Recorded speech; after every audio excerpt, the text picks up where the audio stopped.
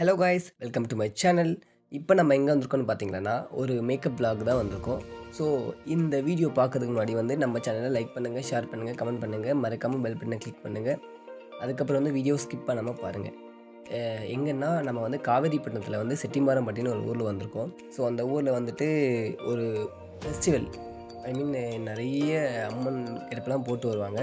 So அதுக்கு வந்து makeup பண்ண போயிருந்தோம். அதில் வந்துட்டு இந்த தம்பிக்கு வந்துட்டு ஒரு 10 இயர்ஸ் இருக்கும். ஸோ இவனுக்கு தான் வந்து மேக்கப் பண்ண போயிருந்தோம். அவங்க கேட்டாங்க, என்ன கேட்டாங்கன்னா, எங்களுக்கு காளி கெட்டப் போடணும். பட் ஆனால் ரொம்ப ரொம்ப சிம்பிளாக இருக்கணும். எங்ககிட்ட இருக்கிற திங்ஸ்லேயே போட்டு கொடுங்கன்னு சொல்லி கேட்டாங்க. ஸோ நம்மளும் சரி ஓகே, இதுவும் நல்ல எக்ஸ்பீரியன்ஸாக இருக்குன்னு சொல்லிட்டு அவங்ககிட்ட திங்ஸே நான் வந்து கொஞ்சம் திங்ஸ் மட்டும் எடுத்துகிட்டு போயிருந்தேன். ஐ மீன் பேசிக் திங்ஸ் மட்டும் எடுத்துகிட்டு போயிருந்தேன். ஸோ அதுக்கப்புறம் அவங்களும் திங்ஸ் எல்லாம் கொடுத்தாங்க. எந்த மாதிரி திங்ஸ் பார்த்தீங்கன்னா, அந்த லைனர், அதுக்கப்புறம் வந்துட்டு அந்த காலி கெட்டப்புக்கு வந்து ஒரு கலர் மாதிரி கொடுப்பாங்க. அந்த கலர் மிக்ஸ் பண்ணி தான் போடணும்னு சொல்லுவாங்க.